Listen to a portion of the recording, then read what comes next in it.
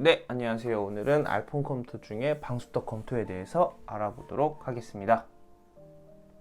네, 지금 보고 계시는 사진은 알폰 깽폼을 세팅하기 전에 공구리를 한번 치고 나서 세팅을 하게 됩니다. 그때는 밑에 최하층이기 때문에 단열재를 깔고 그 다음에 콘크리트를 타설을 하겠죠. 그래서 높이가 달라요. 타설 높이도 그렇지만. 그래서 최초에 알폰 깽폼 세팅하기 직전에 타설하는 부분은 이렇게 목상으로 해서 방수턱을 만들게 됩니다. 그리고 나서 그 위층서부터 알폰과 깽폼을 세팅하게 되는 층서부터는 철제 방수턱으로 시공하게 됩니다. 지금 보고 계시는 부분이 이제 철제 방수턱으로 설치한 부분이에요. 그래서 이쪽 부분 이렇게 철제 방수턱을 했고요. 그리고 이 가운데 보강 자방을 준 거예요. 그리고 이쪽 현관 부분에 요거만 별도로 위로 더 키운 겁니다. 그리고 오른쪽 보시면 이 사진 같은 경우에는 발코니 쪽에 방수턱 이렇게 시공을 한 겁니다. 그리고 지금 보고 계시는 거는 이 화장실 쪽에 이제 이 스페이서가 크기가 150인지 확인차 이렇게 줄자질을 한 거고요.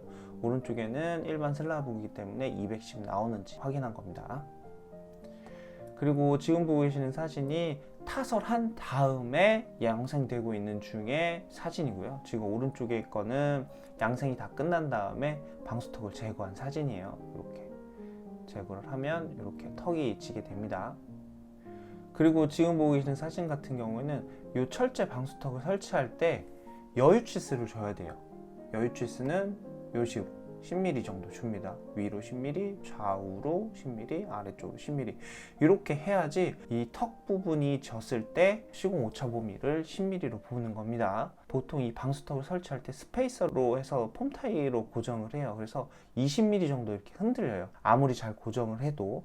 그래서 여기가 10mm 여유 주면 한쪽으로 치어쳤을 때 한 30mm가 조정 라인보다 더 들어가는 거예요. 근데 30mm 정도까지는 벽돌 쌓는데 문제가 없어요. 그런데 한 40mm 정도 되면 벽돌을 별도로 고아야 돼요. 그러면 나중에 그 벽돌을 또 해체를 하겠죠. 그럼 1이 한 번 더 늘겠죠. 그래서 나중에 방수나 공기나 그리고 폐기물이 나오기 때문에 이런 건 주의하셔야 됩니다. 그리고 이 부분 같은 경우에는 앞에서는 10mm를 주라고 했는데 요거는 여유치수를 20mm 줬었어요. 20mm 줬더니 20mm 밀려서 한 40mm 정도가 이쪽에 허당이 된 거예요. 벽돌 밑에가. 그래서 이렇게 뜨는 경우에요. 그리고 오른쪽 사진 보시면 요거는 이제 세워쌓기를 아예 했죠. 이제 방수턱이 너무 밀린 거예요. 그래서 세워쌓기 하고 그 다음에 벽돌을 쌓은 겁니다.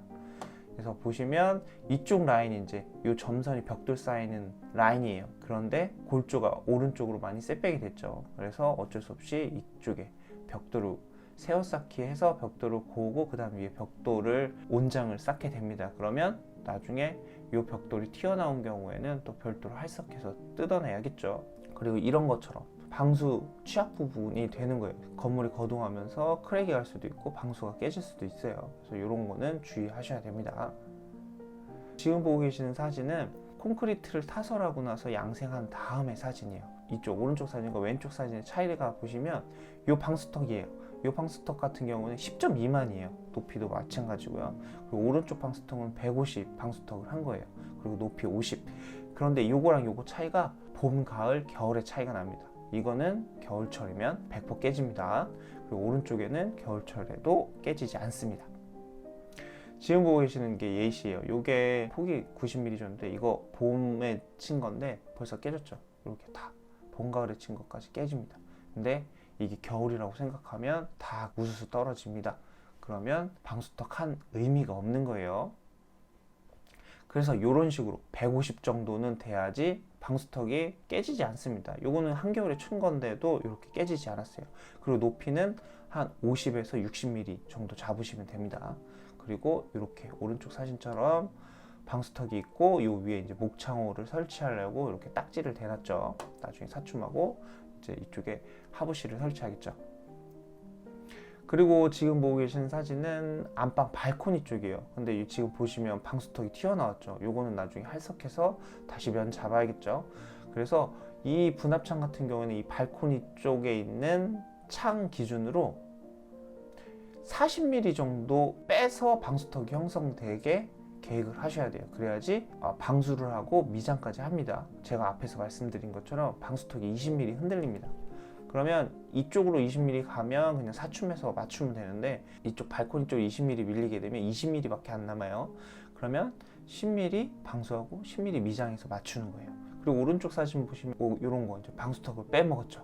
이런 것도 주의하셔야 됩니다. 그래서 콘크리트 타설할 때 방수턱이 움직이는지 안 움직이는지 발로 차서 흔들리면 스페이서 제대로 구우고 핀 고정 다시 해서 흔들리지 않도록 하셔야 됩니다.